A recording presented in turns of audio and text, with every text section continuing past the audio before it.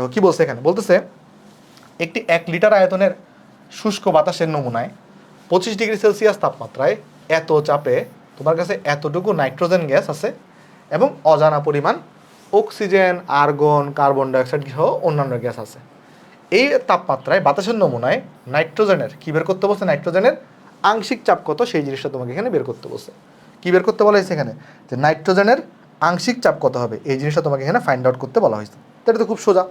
কেমনে সোজা দেখো তো এখানে, তুমি যদি বের করতে চাও কি বের করতে পারবে এখানে, এখানে আগে বের করতে পারবা। দেখো এখানে দেওয়া আছে পাত্রের আয়তন হচ্ছে এটা টেম্পারেচার দেওয়া আছে আমার কাছে এটা, তাহলে এত চাপে, তাহলে এখানে কিন্তু মোট চাপ তোমার কাছে দেওয়া আছে। দেখো এখানে কি দেওয়া আছে, এটা দেওয়া আছে মোট চাপ তোমার কাছে এখান থেকে দেওয়া আছে। আচ্ছা, এটা কিন্তু মোট চাপ। তাহলে এখন আমি যদি এখানে একটা সূত্র লিখি, দেখো আমি যদি এখানে সূত্র লিখি এরকম যে পি টোটাল গুণন ভি, আমি তাহলে এখান থেকে এন টোটাল পেয়ে যেতে পারি। তাই আমি যদি ডাটাগুলো এখানে বসাই দিই, দেখো তো পি টোটাল দেওয়া আছে কত, 786। তো 786কে জাস্ট আমি 760 দিয়ে ভাগ করে দিলাম। আর ভলিউম এখানে কত, ভলিউম এখানে 1 লিটার। তাহলে এখান থেকে আমি দেখো এন টোটালটা পেয়ে যাব। এন টোটাল এখান থেকে আমার কাছে বের হয়ে আসবে। তবে এন টোটাল বের করে লাভ কি, সব বলতেছি। আসো এন টোটালটাকে বের করে ফেলি। এন টোটালটা আগে চলো বের করে ফেলি। কত আসবে এটা দেখো তো এখানে, এন টোটালটা দেখো এখানে কত আসবে, এন টোটাল। তাহলে এন টোটাল এটা ইকুয়ালটা আসবে এখানে 786। আচ্ছা লিখেই করি, আসো সমস্যা নেই, ক্যালকুলেটারের উপরে বসাই।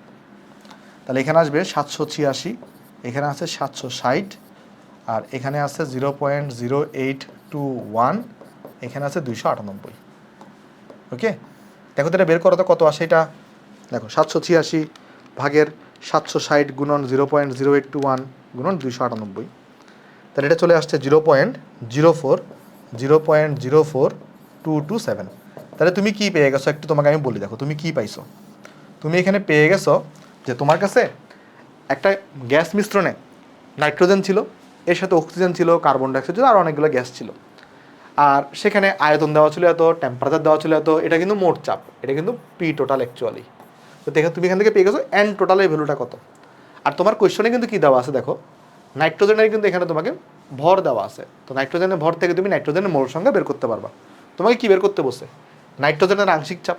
দেখো তো নাইট্রোজেনের আংশিক চাপ কীভাবে বের করে, নাইট্রোজেনের আংশিক চাপ কীভাবে বের করে, নাইট্রোজেনের আংশিক চাপ হইল নাইট্রোজেনের মোল ভগ্নাংশ গুণন মোট চাপ। এখন মোট চাপ কিন্তু অলরেডি আমরা জানি দেওয়া আছে। তাহলে নাইট্রোজেনের আংশিক চাপ কত হবে, নাইট্রোজেনের আংশিক মোল ভগ্নাংশ কত হবে, এটা হবে নাইট্রোজেনের মোল সংখ্যা ডিভাইডেড বাই টোটাল মোল সংখ্যা। এটা কত হবে দেখো না, এটা তো এটাই হবে তাই না, আর গুণন এখানে হবে পি টোটাল। এবার দেখো তুমি অলরেডি মোট মোল সংখ্যা জানো, আর নাইট্রোজেনের মোল সংখ্যা বের করে ফেলতে পারবা। দেখো এখানে কত আসবে, এটা আমার সময়ে বুয়েটে আসা কোয়েশ্চন। কেমন, মোট মোল সংখ্যা বের হয়েছে 0.04227, আর নাইট্রোজেনেরটা কত 0.925, আর এটাকে তাহলে 28 দিয়ে ভাগ করে দিবা। আর মোট চাপ কত আছে এখানে, তুমি চাইলে 786 দিয়ে মাল্টিপ্লাই করতে পারো, তাহলে আংশিক চাপটা তোমার কাছে এখানে মিলিমিটার বারোতে আসবে। দেখো তো কত আসবে এটা, 0.925 ভাগের 28 ডিভাইডেড বাই 0.04227 গুণন 786, তাহলে এটা চলে আসবে 614.29, 614.29 মিলিমিটার পারদ চাপ আসছে। ঠিক আছে, তাহলে এটা হচ্ছে তোমার আনসার। বলো অঙ্কটা বোঝা গেছে কিনা, সবাই কি বুঝতে পারছি আমরা, বলো এই অঙ্কটা কি বুঝতে পারছো। জাস্ট তুমি সিম্পল কি করছো, আগে মোট মোল সংখ্যা বের করছো, পরে মোট মোল সংখ্যাটা এখানে বসাইছো, নাইট্রোজেনের মোল সংখ্যা এখান থেকে বসাইছো, মোট চাপ তো তোমার কোয়েশ্চনে দেওয়া ছিল, এখান থেকে তুমি পি অফ নাইট্রোজেনটা বের করে ফেলছো, শেষ।